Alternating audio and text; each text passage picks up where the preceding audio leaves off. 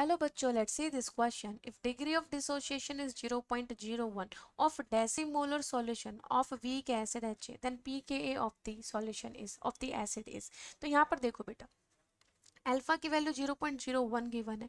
Concentration जो है आपकी डेसीमोलर दी गई है बेटा. डेसीमोलर का होता है 1/10, यानी कि 0.1 मोलर दी गई है कंसंट्रेशन. तो अगर मैं बात करूं एसिड की, ये डिसोशिएट होगा H plus plus A minus में.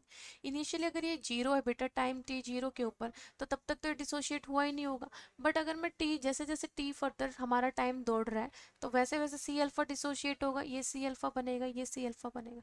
अब आपको पता है इक्विलिब्रियम कांस्टेंट या डिसोसिएशन कांस्टेंट क्या होता है बेटा? प्रोडक्ट के कंसंट्रेशन का multiply divided by reactant. C alpha into C alpha divided by C minus C alpha. बेटा इसको लिख सकते हैं C into one minus alpha. तो यहाँ पर होगा C into one minus alpha. C से सी कैंसिल, तो ये हुआ C alpha square divided by one minus alpha. This is your के. बेटा वन के कंपेरेटिवली अल्फा की वैल्यू अगर नेग्लिजिबल हो तो हम उसको नेग्लेक्ट कर सकते हैं. तो वन के कंपैरिजन में 0.01 की जो वैल्यू है ये नेग्लिजिबल है, तो इसको हम नेग्लेक्ट कर सकते हैं.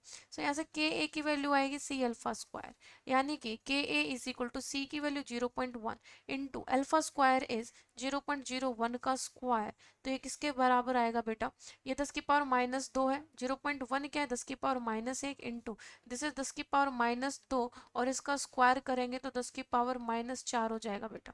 ठीक है, तो ये टोटल हुआ 10 की पावर माइनस पाँच. जब बेस वैल्यू सेम होती है तो ये ऐड हो जाती है, तो माइनस पाँच हो गई. पी के ए आपसे निकलवाया तो माइनस लॉग ऑफ के ए हो जाएगा बेटा. तो माइनस लॉग के ए की वैल्यू कितनी रखी बेटा? 10 raise to power minus five.